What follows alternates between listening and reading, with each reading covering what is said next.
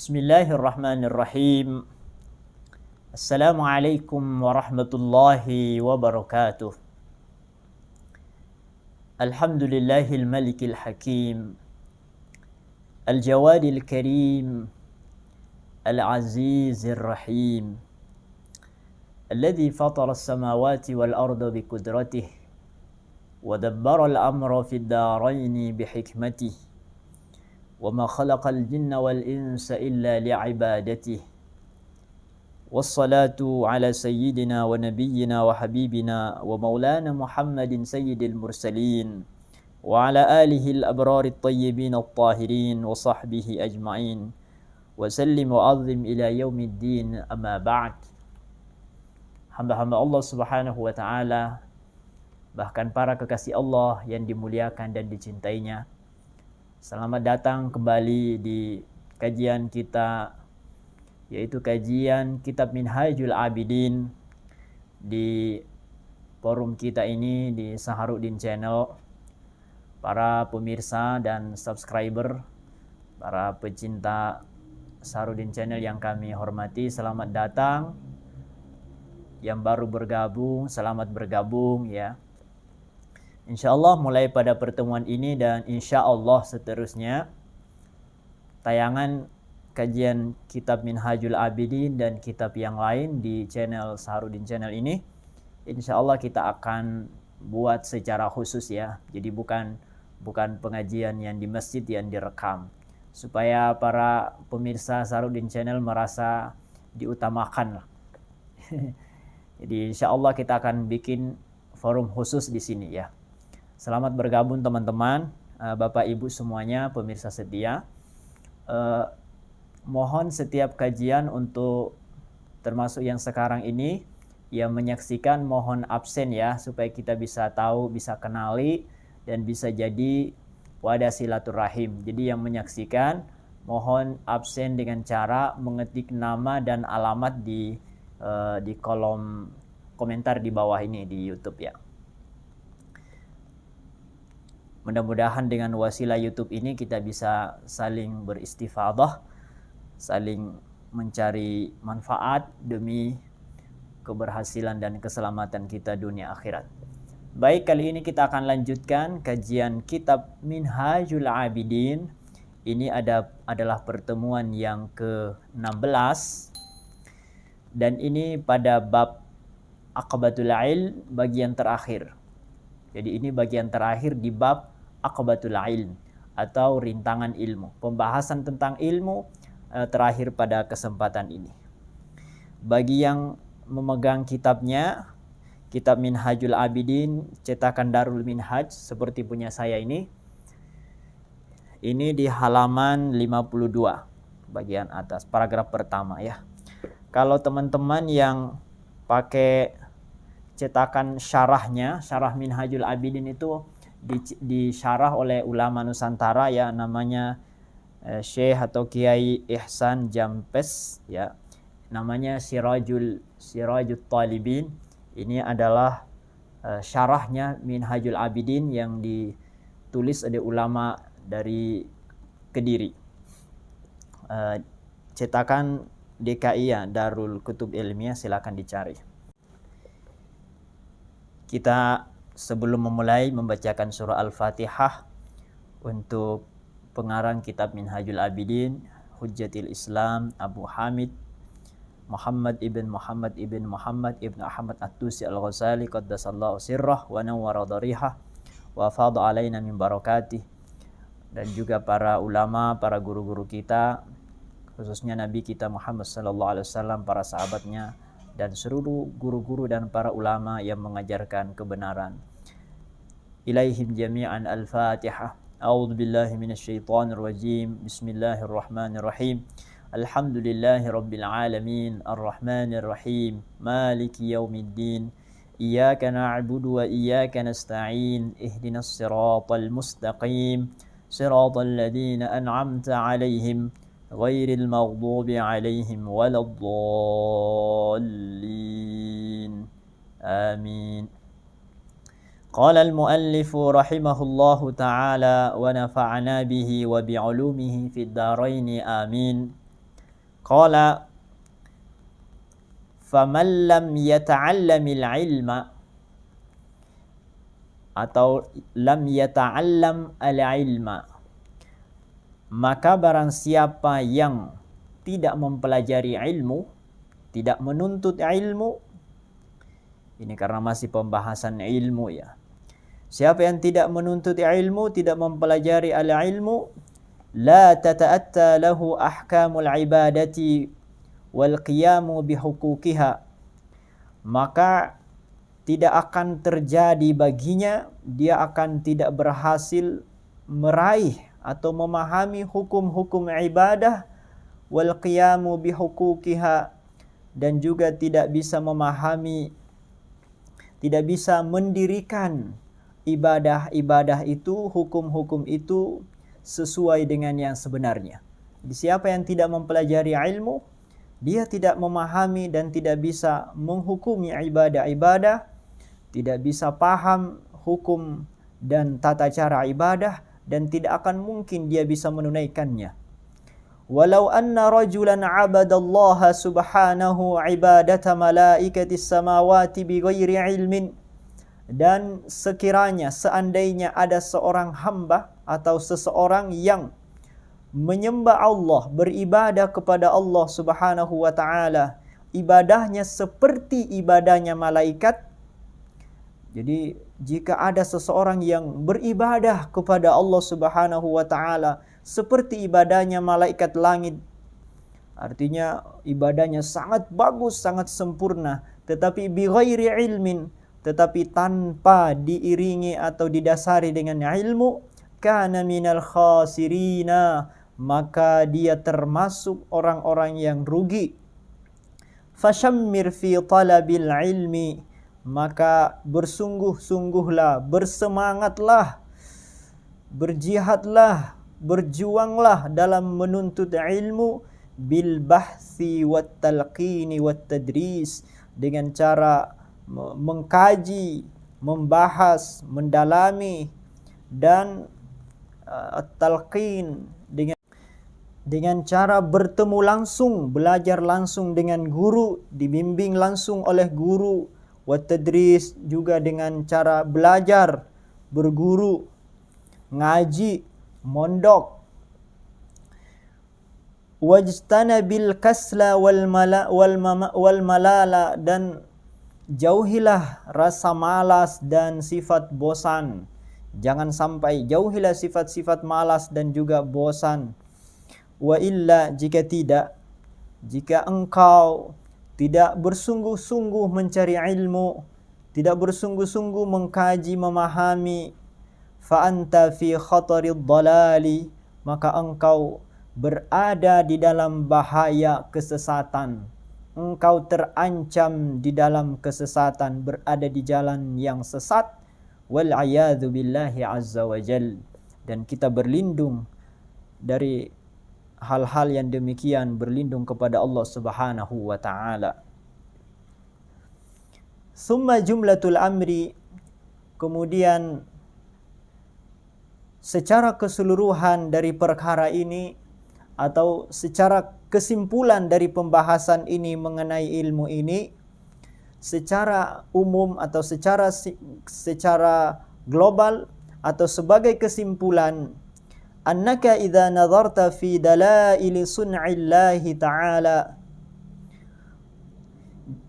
sesungguhnya sekiranya engkau memahami, jika engkau telah memahami dalil-dalil tentang penciptaan Allah Subhanahu wa taala, wa am'antan nazara, dan engkau telah mencurahkan pemikiranmu, pemahamanmu, engkau mengkaji dengan sangat mendalam, engkau mencurahkan perhatianmu, pemikiranmu dan pemahamanmu, fa'alimta anna laka ilahan qadira, maka engkau pasti akan tahu bahwasanya engkau memiliki Tuhan yang maha kuasa. Tadi kata Imam Al-Ghazali, sebagai kesimpulan pokok dari pembahasan ini bahwa jika engkau telah memahami, mengkaji, mempelajari dalil-dalil tentang ciptaan Allah Subhanahu wa taala, engkau akan ngerti, engkau akan sampai kepada kesimpulan dan engkau akan meyakini seyakin-yakinnya bahwa engkau memiliki Tuhan yang maha kuasa, aliman hayya, yang maha mengetahui lagi maha hidup, muridan sami'an basiran mutakalliman, yang maha berkehendak, maha mendengar, maha melihat, maha berbicara, munazzahan an hudutsil kalami wal ilmi wal iradati, dan Tuhan itu Tuhan yang maha suci, jauh dari hal-hal yang baru, jauh dari pembahasan kalam, pengetahuan dan kehendak. Jadi Allah berbeda dengan makhluknya yang tidak sama dengan hal-hal yang hadis. Muqaddasan an kulli naqsin wa afatin. Tuhan atau Allah, engkau akan mengerti tentang Allah yang maha suci dari segala kekurangan dan cacat. Wala yusafu bisifatil muhdatsin atau al-muhditsin, bisa dibaca dua ya. La yusafu bisifatil muhdatsin atau al-muhditsin. Dia tidak disifati dengan sifat-sifat kebaruan, sifat-sifat yang dimiliki makhluk. Dia adalah Allah yang maha qadim, maha azali. Tidak ada permulaan dan tidak ada akhirnya. Wala yajuzu alaihi ma yajuzu alal makhluqin, dan tidak layak disandangkan Allah apa yang boleh disandangkan kepada makhluk. Apa yang boleh disandangkan kepada makhluk enggak boleh disandangkan kepada Allah Subhanahu wa taala. Wala yashbahu syai'an min khalqih, dan tidak ada yashbahu atau yushbihu, tidak ada yang menyerupai sesuatu pun dari makhluknya Allah Subhanahu wa taala. Dari makhluk tidak ada yang serupa dengannya, yaitu dengan Allah Subhanahu wa taala. Wala yushbihuhu syai'un, dan dari makhluk pun tidak ada yang menyerupai Allah. Jadi Allah tidak menyerupai makhluk dan makhluk tidak menyerupainya. Tidak ada yang serupa dengan Allah, dan Allah juga tidak menyerupakan dengan makhluknya. Wala tatadammanuhu al-amakinu wal jihatu, dan Allah tidak terkait, Allah tidak terliput oleh tempat dan arah. Allah tidak bisa terkandung oleh tempat dan arah. Jadi Allah bebas dari segala tempat dan arah. Wala tahulluhu al-hawadithu wal afat, dan tidak halal bagi Allah Subhanahu wa taala segala yang hadis dan afat. Allah tidak mungkin memiliki hal-hal yang baru. Apa hal-hal yang baru itu? Misalnya berubah. Allah enggak mungkin berubah. Allah enggak mungkin ada permulaan dan ada akhirnya, dan Allah tidak mungkin punya cacat. Jadi kata Imam Al-Ghazali, setelah engkau mendalami ilmu, engkau akan mengerti tentang Allah Subhanahu wa taala, dan engkau akan meyakini dengan segala sifat-sifatnya yang sempurna, yang berbeda dengan sifat-sifat yang dimiliki oleh makhluknya. Dengan kata lain, dari ilmu pertama kita akan paham dan kenal siapa itu Allah Subhanahu wa taala. Dan ini artinya ilmu yang sesungguhnya, ilmu yang berhasil, ilmu yang sukses adalah ilmu yang menghantarkan seseorang mengenal Allah Subhanahu wa taala. Bukanlah ilmu, atau tidak layak disebut ilmu, pengetahuan yang tidak mengantarkan kita kepada Allah Subhanahu wa taala. Itu yang pertama. Wa nadharta fi mu'jizatir Rasul sallallahu alaihi wasallam. Yang kedua, engkau juga telah memahami, mengkaji dan mendalami tentang mukjizat Rasulullah sallallahu alaihi wasallam wa a'lami nubuwwatih, dan engkau akan tahu atau engkau telah mengetahui tentang simbol-simbol kenabian beliau sallallahu alaihi wasallam, tanda-tanda kenabiannya. Fa'alimta, maka engkau tahu, annahu Rasulullah sallallahu alaihi wasallam, maka engkau akan tahu bahwa sesungguhnya beliau adalah utusan Allah subhanahu wa ta'ala sallallahu alaihi wasallam. Jadi kata beliau, sekiranya ketika engkau mengkaji, memahami tentang mukjizat Rasulullah sallallahu alaihi wasallam dan simbol-simbol kenabiannya, maka engkau akan tahu, engkau akan yakin seyakin-yakinnya bahwa beliau adalah utusan Allah, bukan manusia sembarang. Beliau adalah seorang Rasul sallallahu alaihi wasallam, utusan Allah subhanahu wa ta'ala, wa aminuhu ala wahyihi, dan kepercayaannya Allah untuk menyampaikan wahyunya Allah subhanahu wa ta'ala. Wa ma kana as-salafus salihu ya'taqidunahu min anna Allah ta'ala yura fil akhirah. Dan engkau juga akan tahu, atau engkau setelah engkau memahami, mengkaji, mendalami apa-apa yang diyakini oleh para salafus saleh, apa yang diyakini para salafus saleh itu, min anna Allah ta'ala yura fil akhirah, bahwasanya Allah subhanahu wa ta'ala akan dilihat pada hari akhirat. Jadi bahwasanya sesungguhnya Allah akan dilihat oleh mata kita nanti kelak di akhirat. Li'annahu mawjudun, karena sesungguhnya Allah itu mawjud. Walaysa fi jihatin mahdudatin, dan walaupun Allah dilihat, tetapi Allah terbebas dari arah yang terbatas. Allah tidak seperti yang kita bayangkan, yaitu ada arah dan ada batasnya. Wa huwa ghairu mahdudin, dan Allah subhanahu wa ta'ala tidak terbatas, karena kalau ada arahnya itu berarti terbatas. Misalnya kita melihat Allah di kanan, berarti Allah nggak ada di kiri. Ini pembahasannya panjang ya. Intinya kita akan melihat Allah tanpa kita harus tahu arah, tanpa Allah harus terbatas dengan arah, karena Allah tidak terbatas. Apalagi yang diyakini para salafus saleh, wa annal qur'ana kalamullahi ta'ala, dan bahwasanya Al-Quran itu adalah kalamullah, ghairu makhlukin, bukan makhluk. Al-Quran itu kalamullah, bukan makhluk. Walaysa bihurufin muqatta'atin, dan bukan huruf-huruf yang terputus-putus.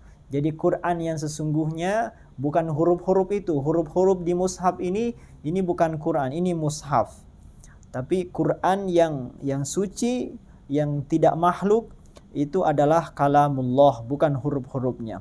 Wala aswatin mukhtalifatin, dan Quran bukan pula suara-suara yang bermacam-macam itu. Idh law kana kadzalik lakana min jumlatil makhluqat, karena sekiranya Al-Quran itu adalah huruf-huruf yang tertulis itu dan suara yang bermacam-macam itu, maka itu termasuk dari makhluk-makhluk.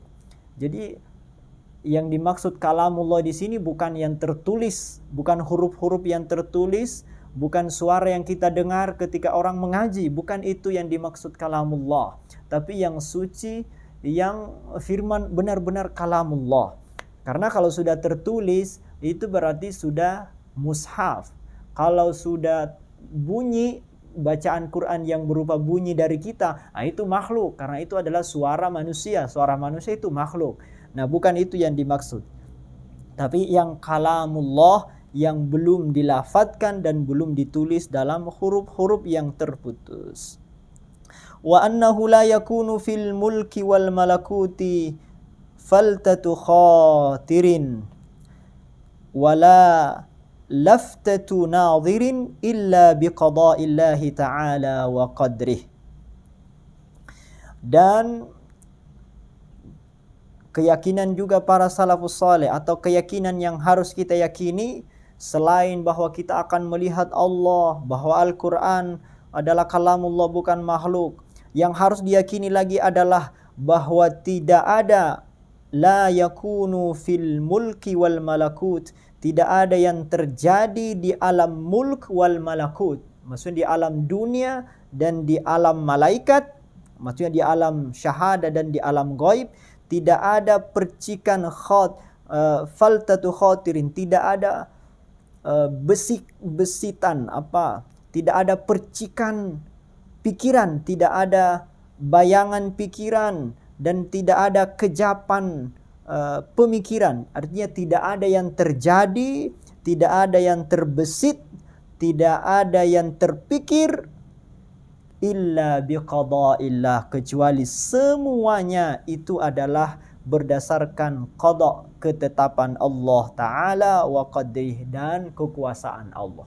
Jadi baik di alam mulk, di alam dunia, maupun di alam malakut, alam malaikat, di alam ghaib, enggak ada yang terbesit pun, apalagi terjadi. Terbesit aja enggak ada. Tidak ada yang hadir di pikiran, tidak ada yang terjadi selain semuanya biqada'illah. Semua itu adalah ketentuan Allah Subhanahu wa taala. Ini harus diyakini. Ini ilmu masih ilmu tentang Allah ini. Wa iradatihi wa masyiatihi subhanah. Jadi tidak ada yang terjadi selain qada Allah, ketentuan Allah, kekuasaannya, wa iradatihi, dan kehendaknya, wa masyiatihi, dan keinginannya Allah, kehendaknya Allah Subhanahu wa taala. Faminhul khairu wasyarru, maka dari Allah lah datangnya segala yang baik dan juga yang dianggap buruk. Wan naf'u wad darru, manfaat dan mudarat, semua itu adalah kehendak Allah Subhanahu wa taala. Jadi semua kebaikan, keburukan, manfaat, mudarat, semua itu dengan kehendak Allah. Wal imanu wal kufru, keimanan ataupun kekafiran. Wa annahu, dan bahwa sesungguhnya Allah, juga harus diyakini bahwa sesungguhnya Allah la wajiba 'ala Allah taala, tidak ada kewajiban bagi Allah li ahadin min khalqih, terhadap seorang pun dari makhluknya. Allah tidak punya kewajiban, Allah tidak punya keharusan. Jadi kalau ada yang taat, bukan berarti Allah harus wajib memasukkan ke dalam surga. Enggak bisa, Allah enggak punya kewajiban. Barang siapa misalnya para pezina, koruptor, atau orang yang berlumuran dosa, lalu Allah wajibkan masuk neraka, enggak. Allah tidak punya kewajiban apa-apa. Kalau ada yang taat, suka-suka Allah, memasukkan ke surga atau enggak, itu kehendak Allah mutlak. Kalau ada yang ahli maksiat, yang durhaka, suka-suka Allah juga, akan memasukkan ke dalam neraka atau tidak, itu kehendak Allah. Artinya gitu ya. Jadi Allah enggak punya kewajiban apa-apa, beda dengan kita. Maka faman athabahu fabi fadlihi, maka siapa yang diberi pahala oleh Allah, itu bukan karena Allah wajib memberi pahala. Siapa yang diberi pahala oleh Allah, maka itu adalah karena kemurahan Allah Subhanahu wa taala. Wa man aqabahu fabi adlihi, dan siapa yang disiksa oleh Allah, maka itu adalah karena keadilannya. Masya Allah. Ini luar biasa teman-teman ya. Kalimat penutup dari paragraf ini. Jadi Allah tidak punya kewajiban apa-apa. Bagi orang yang baik, orang yang taat kepada Allah, kalau Allah memberi balasan berupa surga, berupa pahala, itu karena kemurahan Allah, bukan karena kebaikan orang tadi, bukan karena ketaatan orang itu, tapi karena kemurahan Allah. Dan siapa yang disiksa, itu karena keadilan Allah Subhanahu wa taala. Maka mintalah kemurahan Allah dan kasih sayangnya.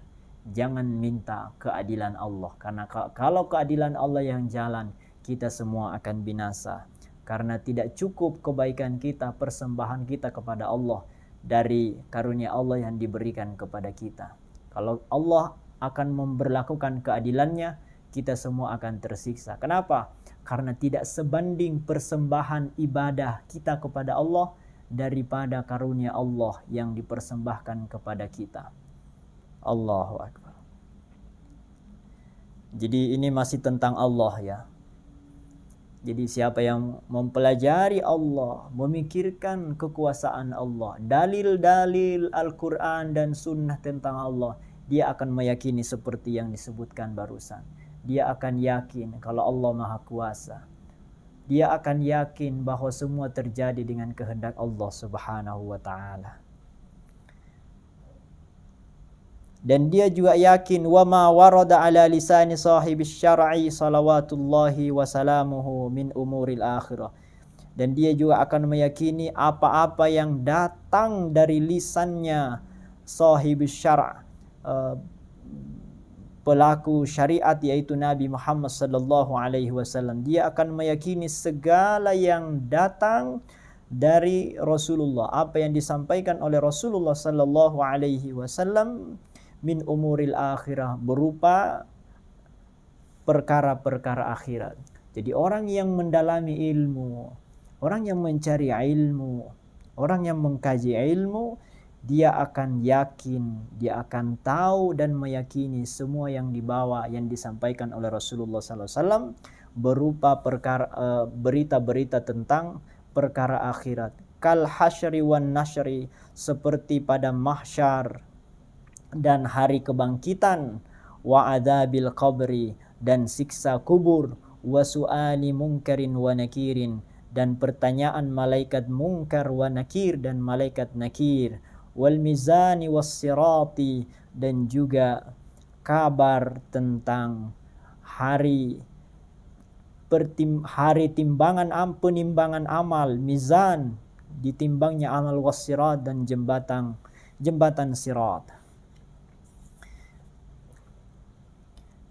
Fahadhihi usulun, ini semua adalah perkara-perkara yang sangat pokok, yang sangat mendasar di dalam akidah kita.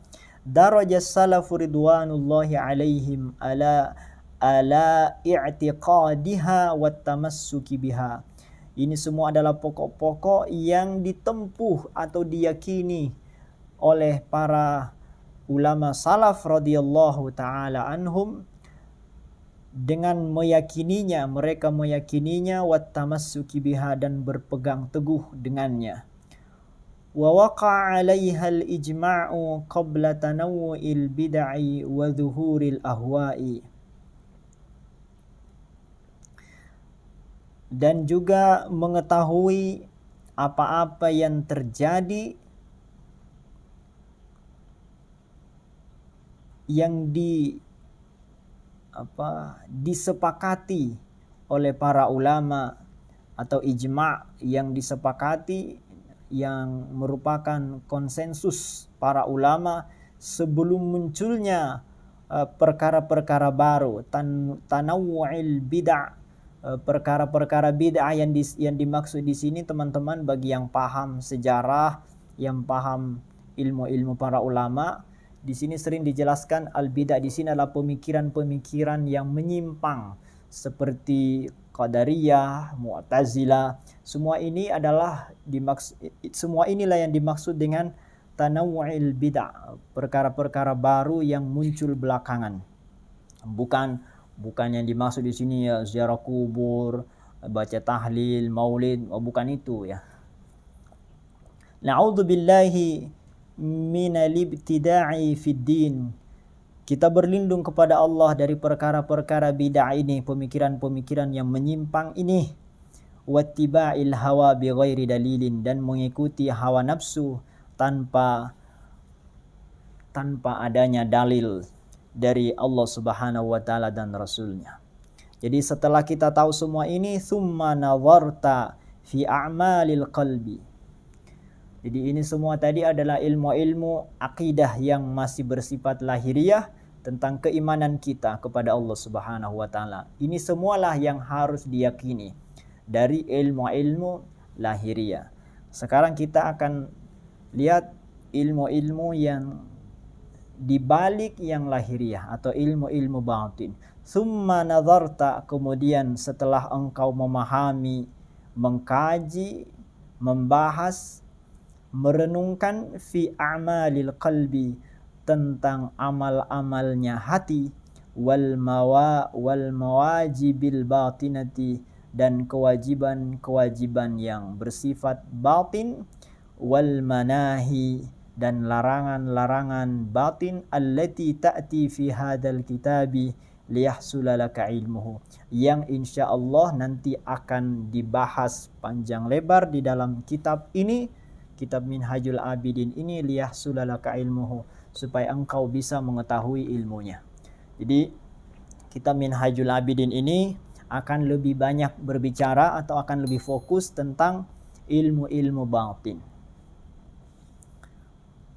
Summa ta'rifu, kemudian engkau juga akan tahu jumlata ma tahtaju ila isti'malihi, semua hal-hal yang engkau butuhkan untuk engkau gunakan di dalam ibadah ini. Jadi selain kita akan membahas ilmu-ilmu hati, kewajiban dan larangan-larangan batin, juga hal-hal yang kita butuhkan dalam beramal, kat-taharati, seperti taharah, was-salati, dan salat, was-saumi, dan puasa, wa nahwihi, dan sebagainya. Fa in fa'alta dzalik, jika semua ini engkau telah lewati, engkau telah tempuh. Jadi tadi kan di atas dari awal, masih ingat tadi pembahasan di awal, bahwa secara kesimpulan jika kita memikirkan dalil-dalil agama tentang ciptaan Allah Subhanahu wa taala, kita akan paham, kita akan sampai pada kesimpulan bahwa kita memiliki Tuhan, yaitu Allah Subhanahu wa taala yang maha kuasa, maha berkehendak, maha mendengar, maha melihat, yang berbeda dengan makhluknya, yang maha berkehendak, yang semua tidak ada yang terjadi di alam mulk dan alam malakut, semua yang terjadi sesuai dengan iradahnya, kehendaknya dan keinginannya. Dia tidak punya kewajiban. Dan kita juga memahami tentang hal-hal yang disampaikan oleh Rasulullah sallallahu alaihi wasallam.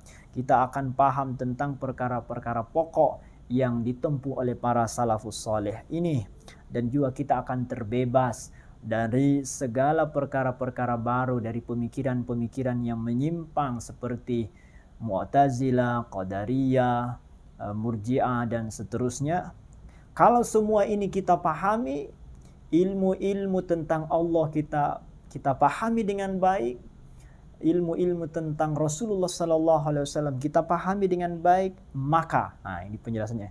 Kalau semua itu sudah kita lewati, sudah kita pahami tentang ibadah lahiriah dan ibadah batin, ibadah anggota badan dan ibadah qalbu, semua itu kita sudah pahami, sudah pelajari, sudah ilmui, faqad addaita faradallahi ta'ala alaik, maka engkau telah menunaikan kewajibanmu terhadap Allah Subhanahu wa taala, allati ta'abbadaka bihi fi babil ilmi, yang engkau ibadahi, yang engkau memberikan persembahan kepadanya dalam bab ilmu ini. Artinya kita sudah lepas kewajiban dari menuntut ilmu. Kan menuntut ilmu wajib hukumnya. Nah, ilmu yang wajib seperti yang disebutkan tadi, ilmu tentang Allah, tentang Rasulullah, tentang ibadah-ibadah lahiriah dan ibadah batin. Kalau semua itu kita sudah pelajari, dan gini sudah kita bahas kemarin kan, dari pertemuan pertama sampai pertemuan ke-17 ini, semua itu kan kita bahas panjang lebar. Nah, setelah semua itu kita pahami dan kita amalkan, maka kita sudah melewati, kita sudah bebas dari kewajiban kita menuntut ilmu. Walaqad sirta min ulamai ummati Muhammadin sallallahu alaihi wasallam, kata Imam Al-Ghazali, sungguh engkau telah menjadi ulamanya umat Muhammad sallallahu alaihi wasallam. Amin ya Allah ya rabbal alamin. Ya mungkin ya kalau ulama sih ya mungkin masih jauh lah ya. Tapi ya rahmat Allah begitu luas. Allah tidak bisa didikte oleh siapapun. Mungkin ada orang yang belum bisa baca Quran, tapi Allah memberikan ilmu kepadanya, bisa saja. Jadi ulama tidak ulama itu nggak bisa kita ukur dengan logika, tapi itu adalah karunia Allah Subhanahu wa taala. Jika sudah demikian, engkau termasuk ulamanya umat Muhammad sallallahu alaihi wasallam. Artinya engkau termasuk umat Muhammad yang ngerti lah gitu. Jadi kalau ilmu-ilmu seperti yang kita jelaskan tadi, ilmu tentang Allah, tentang Nabi Muhammad, tentang amal-amal zahiriyah dan amal-amal batiniyah, kalau semua itu kita pahami dengan baik, maka kita termasuk umatnya Nabi Muhammad yang berilmu. Ar-rasikhina fil ilm, yang mendalam ilmunya. In amilta bi'ilmika. Ini penting ini. In amilta bi'ilm. Engkau termasuk ulamanya umat Muhammad. Engkau termasuk orang yang mendalam ilmunya. Jika engkau mengamalkan ilmumu. Ya kalau enggak diamalkan, ya enggak. In amilta bi'ilmi. Ini penting nih di garis bawah ini. Jika ilmumu engkau amalkan, atau jika engkau mengamalkan ilmumu.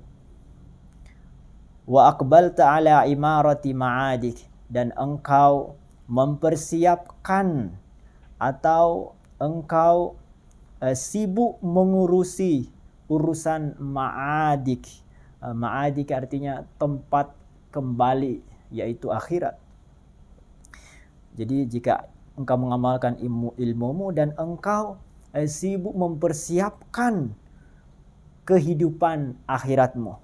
Wa kunta 'abdan 'aliman, dan engkau akan menjadi seorang hamba yang alim, yang ngerti, amilan, yang mengamalkan lillahi ta'ala, karena Allah subhanahu wa ta'ala, ala basiratin, berdasarkan basirah dengan hati-hati, gaira jahilin wala muqallidin wala ghafilin. Jadi jika engkau paham semua itu, engkau mengamalkan ilmumu dan engkau mengurusi akhirat, sibuk dengan perkara akhirat, maka engkau menjadi seorang hamba yang alim, yang mengamalkan ilmunya dengan sangat hati-hati, dengan sangat teliti, bukan lagi golongan orang yang bodoh, dan bukan golongan orang yang ikut-ikutan muqallid, dan bukan pula orang yang lalai. Walaka syaraful azim, dan kalau demikian bagimulah kemuliaan yang besar. Engkau akan memperoleh kemuliaan yang besar, keberuntungan yang tinggi. Wa li'ilmika al-qimatul katsiratu, dan ilmu yang engkau cari itu, ilmu yang engkau kaji selama ini, engkau ngaji kitab Minhajul Abidin ini, itu memiliki harga yang sangat banyak, wassawabul jazil, dan pahala yang mulia, yang besar. Jadi jangan remehkan ya belajar ilmu ini, ngaji ini. Ini pahalanya besar dan harganya tinggi sekali, mahal sekali. Al-qimatul katsira, harga yang memiliki harga yang mahal, wassawabul jazil, dan pahala yang mulia. Wa kunta qad qata'ta hadhil aqabata, dan dengan demikian engkau telah melewati aqabah ini atau rintangan ini, yaitu rintangan ilmu. Kita dianggap melewati rintangan ilmu ini untuk sampai kepada Allah. Wa khallaftaha wara'ak, dan engkau akan melewatinya. Wa qadaita haqqaha biiznillahi ta'ala, dan engkau telah menunaikan haknya ilmu atau haknya al-aqabah. Jadi jika ilmu tadi kita amalkan dengan sangat hati-hati, dengan sibuk berbuat untuk akhirat, maka kita dianggap orang yang melewati aqabah al-ilm dan memiliki kemuliaan yang besar dan telah menunaikan kewajiban, yaitu menuntut ilmu. Kita sudah dianggap melewati aqabatul ilm dan menunaikan hak-haknya al-ilm atau aqabatul ilm biiznillahi ta'ala, tentu dengan izin Allah subhanahu wa ta'ala.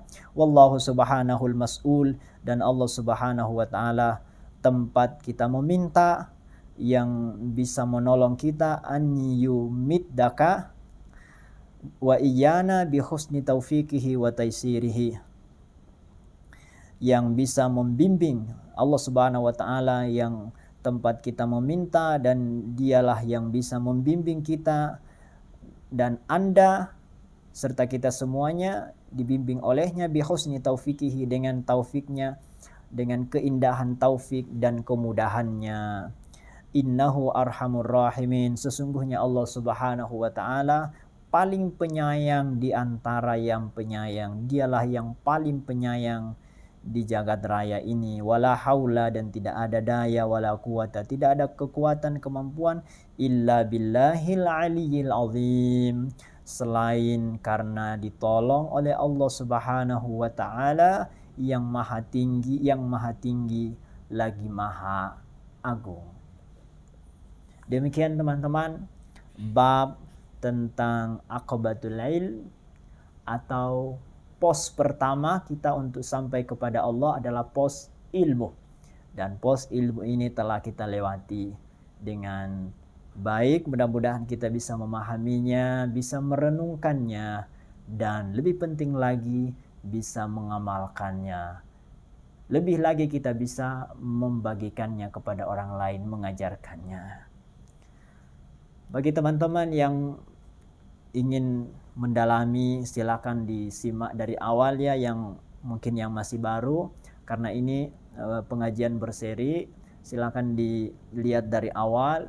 Insya Allah pengajian ini akan kita teruskan, dan bagi yang ingin mendalami, insya Allah kita siapkan teksnya di bawah setiap di video ya. Di setiap video kita sertakan teksnya. Mudah-mudahan bisa memudahkan kawan-kawan yang ingin memahami kitab Minhajul Abidin ini. Silakan simak dari awal, dan jika tayangan ini, video ini dianggap ada manfaatnya, silakan di like atau di share kepada teman-teman yang lain ya. Yang belum subscribe, silakan di subscribe teman-teman, biar silaturahim kita semakin intens.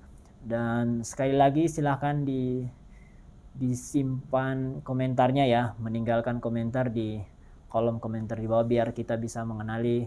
Insya Allah kita akan, mungkin suatu saat kita akan data ya teman-teman yang aktif ngaji Minhajul Abidin di YouTube ini untuk wadah silaturahim. Terima kasih banyak teman-teman semuanya, ayah bunda semuanya, guru-guruku, teman-teman semuanya. Sampai bertemu lagi di pertemuan yang akan datang. Insya Allah pertemuan berikutnya kita masuk di Aqabah yang kedua atau rintangan yang kedua, yaitu Aqabatut Taubah.